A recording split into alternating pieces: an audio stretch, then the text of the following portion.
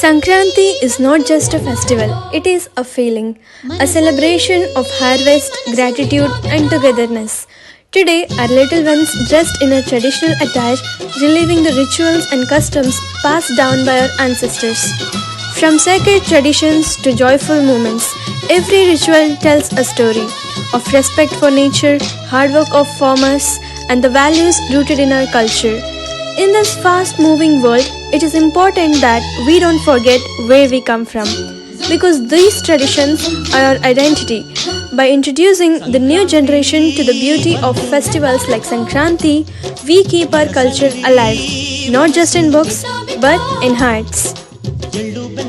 May this Sankranti remind us that to stay connected to our roots and pass on our rich heritage with pride. Happy Makara Sankranti to everyone.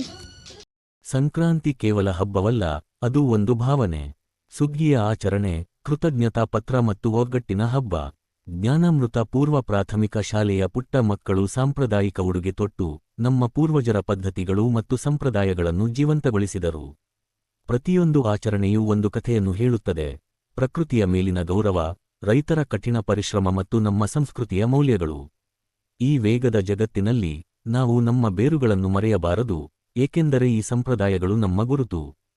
ಹೊಸ ಪೀಳಿಗೆಗೆ ಸಂಕ್ರಾಂತಿಯಂತಹ ಹಬ್ಬಗಳ ಸೌಂದರ್ಯವನ್ನು ಪರಿಚಯಿಸುವ ಮೂಲಕ, ನಾವು ನಮ್ಮ ಸಂಸ್ಕೃತಿಯನ್ನು ಪುಸ್ತಕಗಳಲ್ಲಿ ಮಾತ್ರವಲ್ಲದೆ ನಮ್ಮ ಹೃದಯಗಳಲ್ಲಿಯೂ ಜೀವಂತವಾಗಿರಿಸಿಕೊಳ್ಳುತ್ತೇವೆ.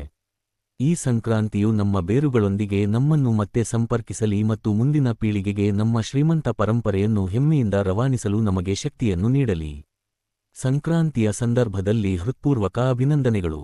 ಮಲ್ಲೇಶ್ ಟಿಎಂಸಿ ಲಿಂಗ, ಆಡಳಿತ ಅಧಿಕಾರಿ, ಅನಿಲ್ ಕುಮಾರ್ ಅಂಗಡಿ ಮುಖ್ಯೋಪಾಧ್ಯಾಯರು, ಶ್ರೀಮತಿ ಸಂಗೀತಾ ಎಂ ಮಾಥುರ್ ಸಿಬ್ಬಂದಿ, ಶ್ರೀಮತಿ ಮಂಜುಳಾ ಸಂಜೀವ್, ಕುಮಾರಿ ಸ್ವಾತಿ, ಶ್ರೀಮತಿ ದೀಪಾ ಶಿವಕುಮಾರ್, ಶ್ರೀಮತಿ ಉಷಾ.